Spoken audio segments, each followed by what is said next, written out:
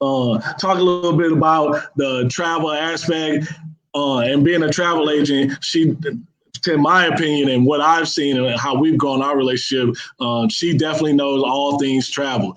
And because I know her personally, she definitely knows everything from a budget standpoint about travel. And she understands the value of the budget piece in the travel. So Miki, kind of tell us a little bit about kind of your journey. How'd you get started? How did this whole Miki the travel agent thing kind of evolve for you? So I was I've been traveling since I was younger. My parents have taken us all over. And probably back in like 2012, no, yeah, around 2012, I was already planning a lot of trips and bringing everybody with me. And then one day somebody was like, "Why don't you become a travel agent and get paid for the work you do?" And I was like, "Oh, okay, let's do it." So that's literally how I started, and just with the support of friends and family, everything just grew exponentially. Awesome. Awesome. So just dive right in. The age-old question: why use a travel agent? Why pay you to do something I could do myself? For one, it saves you time, and then it's the expertise. So I may not have been everywhere in the world, but I know someone that is somewhere. So I have a large network of other travel agents that I talk to on a daily basis, and I can ask them any kind of questions about anywhere, all of the world. And so, you can find them on Google, but you don't know what stuff to trust, what stuff not to trust. Like all of these diseases going around. I mean, Zika was the last big scare, the Punta Cana alcohol stuff. I was in Mexico with a pregnant person during the Zika scare, and everything is A-okay. I've got plenty of people going back and forth to Punta Cana. If you just listen to what you see on the internet, don't know what's true and what's not. And actually, if you look at the travel advice during the Punta Cana stuff, if you were to look at the travel advisories between Punta Cana and like Paris, they had the same level of travel advisory. Nothing changed. The stats of the number of people that died during the year did not go up. It was just how the media portrayed it. And actually, in my travel agent group, I hear about people dying all the time on vacation. So that wasn't nothing new to me. I actually know someone personally that friend died in the Bahamas. And it was just because people die over on their trips to Europe, Africa, wherever all the time. So, but just hearing the expertise from other people besides Google is helpful, personal experience. And then also navigating different things. So like you can Google for Cancun, my favorite place to go. You can Google hotels and flights. Okay, you get there, but when you get there, you don't know how to really finesse what to do. And I give tips like get on this bus, take this bus down for this long, and you'll go to all the shopping. The bus only costs $2, so don't get them trying to get you to pay more. You don't need to pay a taxi, just do this, and you look for this sign, and then you'll be where you need to go. So different things like that you can't necessarily find on the internet all the time, or you don't know what to trust and what not to trust. So that's definitely helpful for travel agent. Also, payment plans. I can do payment plans up to 2 years in advance. And sometimes things happen and people can't meet the deadlines. I can, get deadlines extended. Whereas if you just book online, they're going to cancel you as soon as that 12 o'clock on the due date hits. But I can. Well, it costs extra for that insurance. Well, yeah.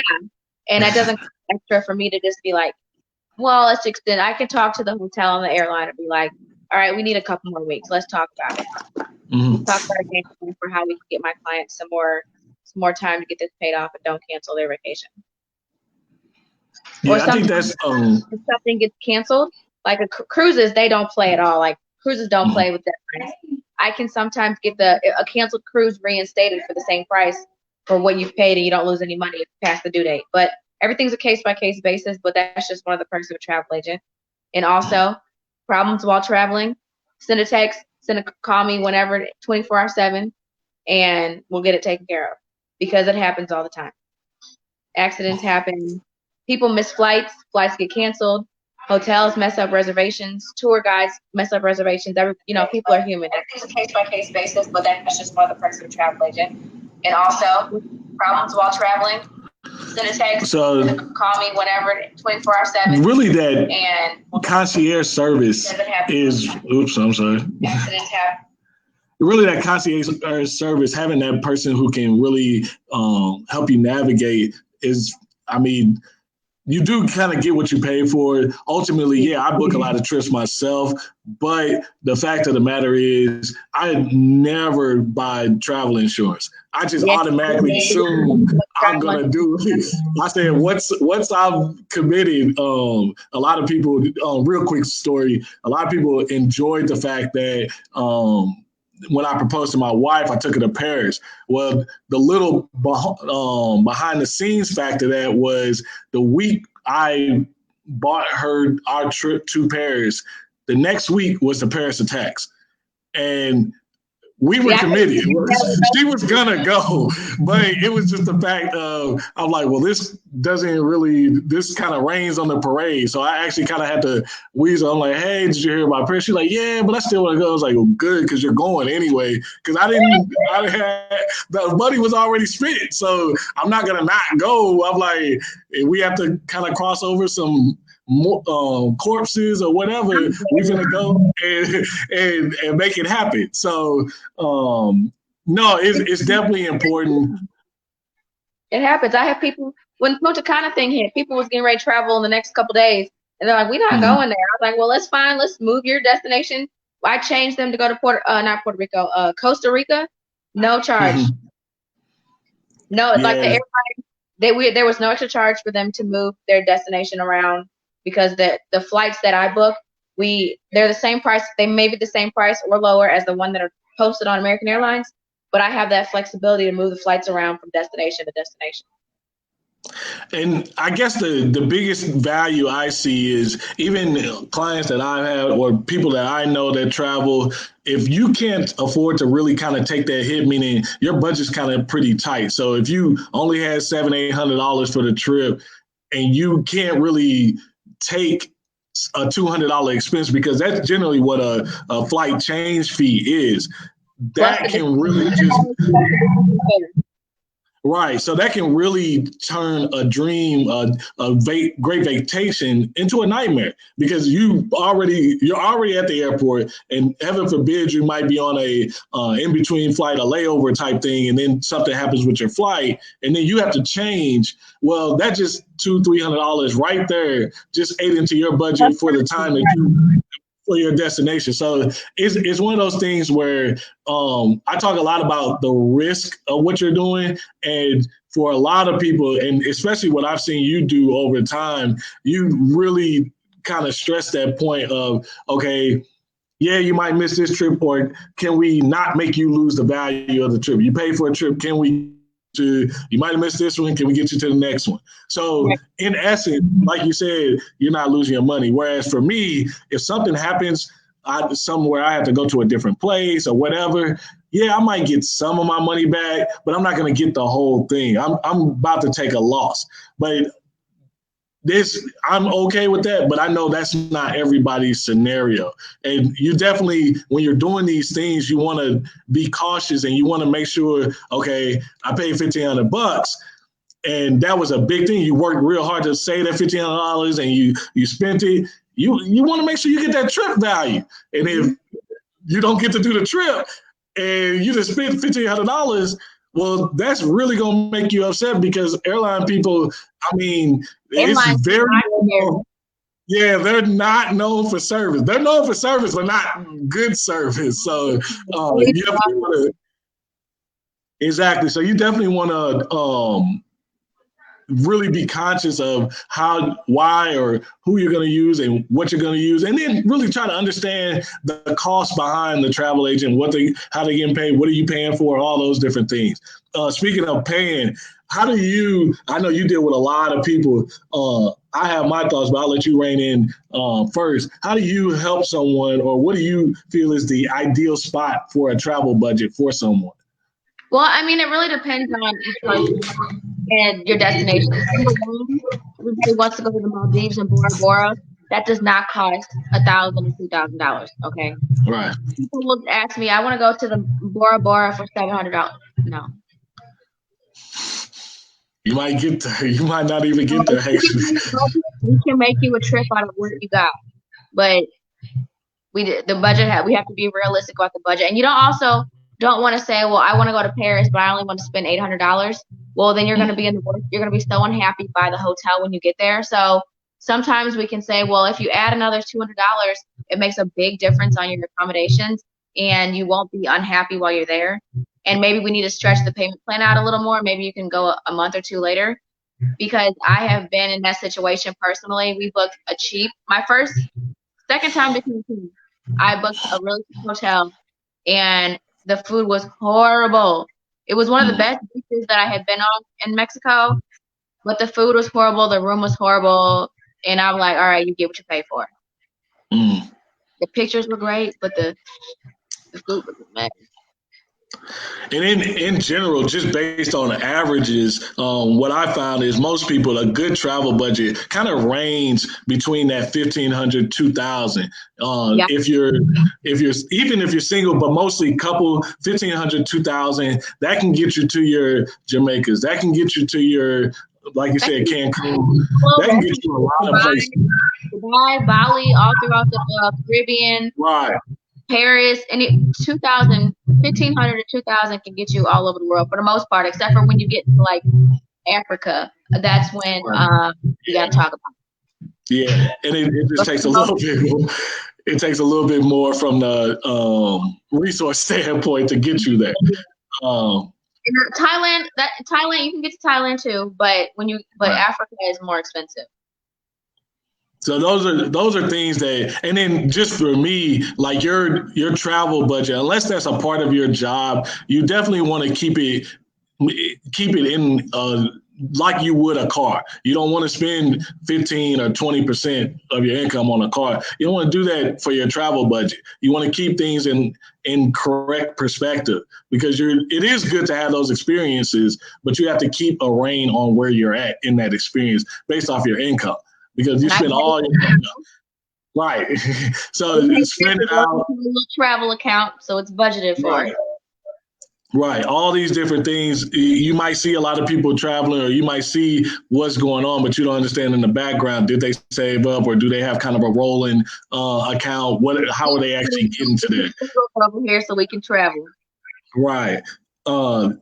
So tell us a little bit about kind of the dark side, kind of switching gears a little bit of the dark side. So tell us a little bit about the challenging time that you had with the travel that made having that travel agent worth it.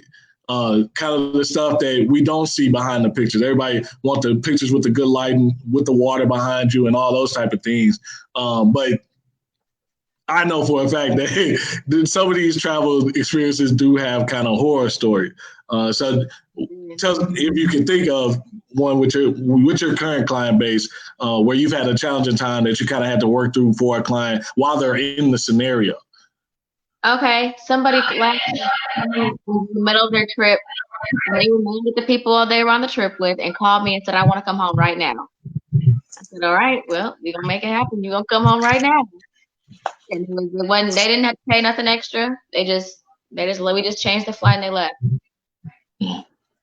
But there's been times like on group trips where the supplier messes. I mean, there's all types of things where they mess up our tours, or we're running late because the plane was delayed and we got to reroute our tours, which is why I do all private tours on our group trips, because we run on our own time schedule and we don't want to have to wait for anybody else. But things like people get sick. There actually twice last month people were on trips and they're like, "I want to come back early." Nothing was wrong. Well, for the first person, they were mad at people they were on trip with. But the other person was like, "I just want to get home a little early and have rest time before I go back to work." That's perfectly fine. Well, it's no problem. Let's make it happen. Sometimes there's a cost. Sometimes they're not, depending on everyone's situation. But that's an easy thing. You send me a text, call me, and say you're ready to come back. Flu. So now I include travel insurance in every trip. Someone got the flu the day before their trip, and so they couldn't travel. So that's fine, because insurance you can cancel for any reason. Now we have to file a travel claim, but you do get your money back besides the price of the insurance. I used to be a big person on insurance, but I am all for it because I see it used so often. Mm-hmm. Absolutely. And I know you mentioned, well, since you just mentioned travel insurance, what are some other most overlooked travel expenses that occur or that are not really factored in when someone's beginning to travel? Again, I know you kind of sit down and you kind of discuss with your client, lay out their trip, but what are some things that you've seen that people don't kind of take into context when they're planning a travel trip? Like Well, it's more the flight, hotel. yeah. So for Vegas and some Florida hotels, we cannot include the resort fee in the payment plan. You have to pay that on site. So even though it's in the confirmation emails, it's in red, it's bolded. People don't always read my confirmation emails, so they get to the resort and they see they got an extra $100 to pay. People don't always plan for that. When you go to like the Caribbean and places like that, Mm-hmm. tipping gets expensive if you don't plan ahead because I mean it's courtesy or whatever. It's not required, but you should tip everyone. The transportation, the tours, the room service. Throw them a couple dollars each day, but that adds up over, a 5-day trip. A lot of people don't budget for that. And then of course on non-inclusive trips, the meals add up quick. And now I'm not someone who goes as a big foodie, so I don't spend a lot of money on all the restaurants while I eat. I can go to a little street food and be just fine. Eat some little pastry for breakfast and be fine. But people who like to go out to eat and experience the food, you really got to budget for that. That's another easy $1,000 right there. Mm. And then I know you had mentioned the Dubai and Thailand. One thing that I like is soon going into more international trips is really understanding the currency piece that, you know what I mean, $1 here isn't really $1 in Dubai. It might be. It's not too bad. It's not too bad. It's not as bad as like Paris and London. But Right. yeah, so in Thailand we're rich. The US Right. dollar. Yeah, it's 13-1 there. But just a lot of these places. Close. Dubai is not super expensive. It's close. Now everybody there is rich, but like the price of a meal is comparable to a price of a meal like in New York. Mm-hmm. So, I mean, when you're factoring in, okay, I'm going to take 500. Well, your 500 just isn't going to spend the same as if you were at home. Right. And that matters. To your point, if you're a foodie, you can run through that 500 in a couple of days, and you might have 4 more days left in the trip. So you'll be sitting there looking, especially if you tipping everybody while you're doing it. So it can run pretty fast. Yes. And so you also want to, like, if you're a shopper, you need to have a different kind of budget. I'm not a shopper either. I don't shop a lot when I travel, and I don't eat like at restaurants for real a lot. I keep it on the side. I get my standard 5 souvenirs, and I get out the store and be on my way. I like the pictures and videos and the tour. I like to spend my money on the tours and experiences more than like shopping in restaurants.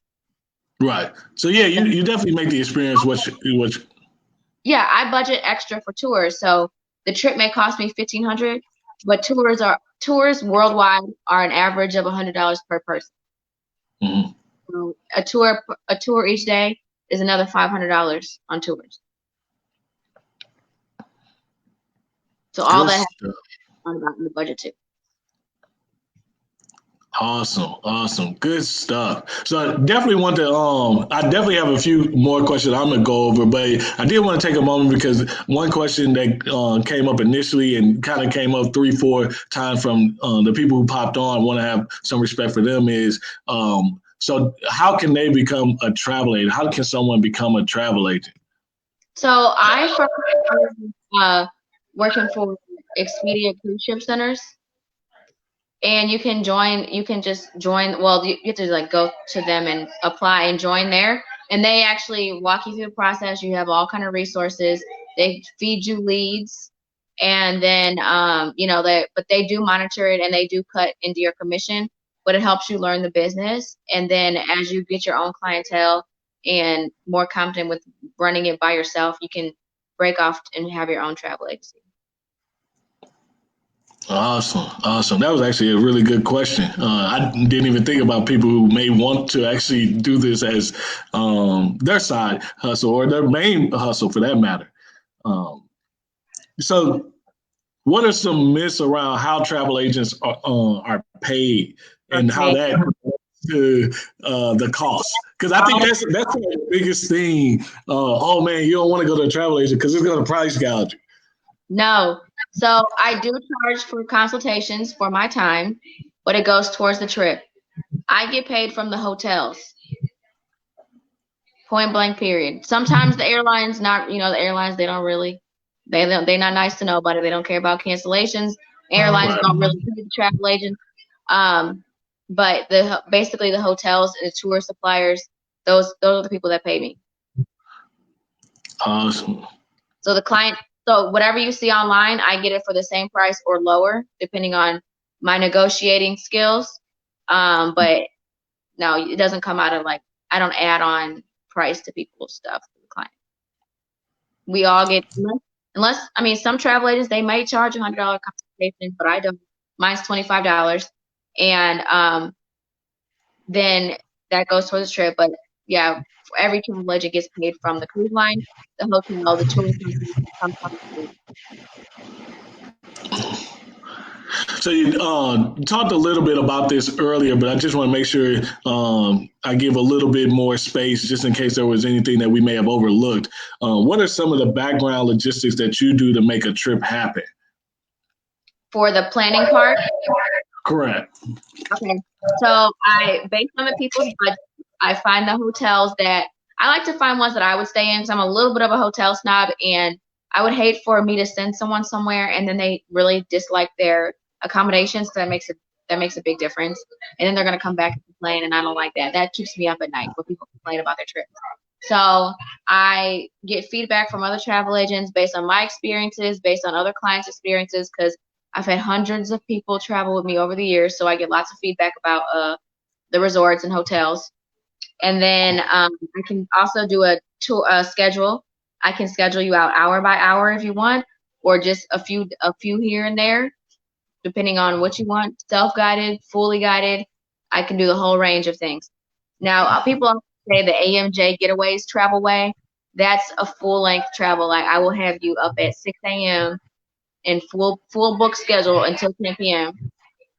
Or I can just do it where I can tell you go here, here, and here, but you can do it on your own speed. So I can do the whole range of whatever is for you, or a nice little hybrid mixture. So you had made a mention. I just want to make sure we expound a little bit on it. A lot of people probably aren't familiar with you at all. So tell us a little bit about the AMJ Getaway. I know I'm familiar with it because I get jealous of the pictures, but I'm talking about for those people that don't see it. So AMJ Getaway overall, and I do a lot of group trips. That's what you're talking about, the pictures you see. Mm-hmm. And for those ones, I do special itineraries, and that's also special pricing only for the group trips. So people will ask, can I get this trip? And I was like, well, the group trips are only a one-time thing, because I do things like I'll schedule a private dinner, and we'll have like a DJ or music and have special presentations at the private dinner and networking. Well, not networking, but get to know each other, because this group of people are about to be in close quarters with each other for the next week. So let's all get to know each other and get comfortable and start our vacation off great. So besides the group trips, which a lot of people know me for, most of my business comes from people booking just individual trips with, honeymoons or just getaways or family vacations. And so that's the majority of AMJ Getaways for real. Awesome. So as I begin to kind of wrap up and be very, very time conscious, what can you kind of take a few moments and walk us through kind of your products and services? I know you mentioned the AMJ Getaways, obviously, and then there's a consultation. But I think you had a couple different things as far as what you offer for your products and how a person can reach you, actually. Okay, so the is through my website, and then I offer, I can book your cruises, all-inclusive vacations, anywhere you want to go out around the world on a payment plan. Flight plus hotel and tours. I can plan it out from hour by hour to just a couple little suggestions, whatever you want.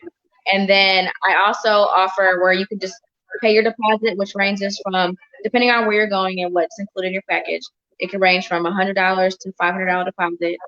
And then another option for booking trips is I have the AMJ Getaway subscription. And so if you're not ready to book, but you know you want to go on a nice vacation that may cost $2,000 in a year or two, you pay into the subscription, and then not all of it, there's some processing fees. The money will all go into your like AMJ Getaway savings account, and the money can be used for your trip. So whenever you're actually ready to pull the trigger and book the trip, that money will all go into your trip. So like say the trip is $2,000 and you got 500 sitting in your AMJ Getaway savings account, then you got 500 paid on your trip already, and you can just continue making payments after the deposit has been made. And there's 3 different levels of how much you want to put into the subscription amount. And then with that, I also have quarterly giveaways with the AMJ subscriptions. And then if you're like going on a trip to New York, but you didn't book it with me, but you're a part of the subscription, no problem. You want me to give you some suggestions of what to do while you're in New York? Since you're part of the subscription, that's included. I can tell you, go here, do this, whatever, give you a little short itinerary. All that's included. Phenomenal.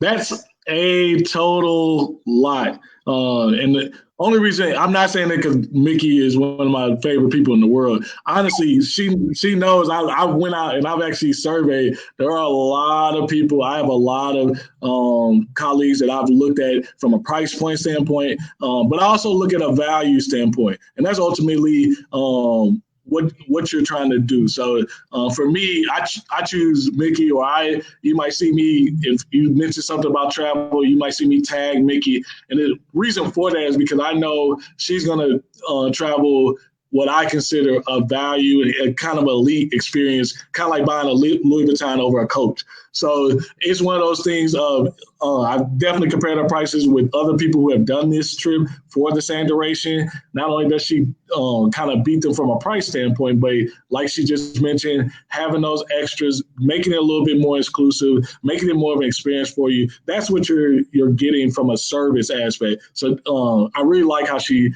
looks to build her service. I know we had one question. It was something that I reached out to you before, but didn't know if it was something that maybe you could address or maybe you have to take offline. But Brandy Bonner, I saw your question, wanted to make sure we address. She's trying to book a trip for 20 plus people and wanted to make sure she knew what's the best way to contact you or how she could get connected with you. And also, Miki being a good friend of mine, you might want to go ahead and share with them kind of what's your special thing for listening to the live today? Okay. Let me see. What's the special today?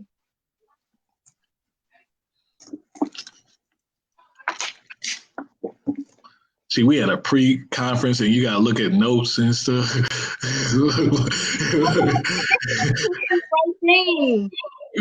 You say what now? Anyone who listened to the live today will get a special discount on their trip, whether it's a group trip or an individual trip. Okay? And just the promo, when you message me, the promo code is Money Talks. Now that's phenomenal. Let's also be clear. This doesn't run for all of 2020. So the month of February, you have to contact me within the month of February. So from now until February 28th, we're not on a leap year, are we? No. Yeah, we are actually. You got to the 29th. So that's really cool. So yeah.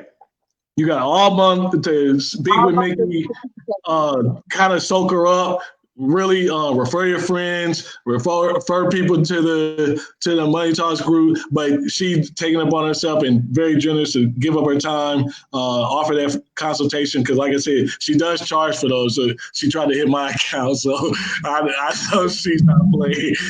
She's not playing about that. But no, I definitely appreciate that.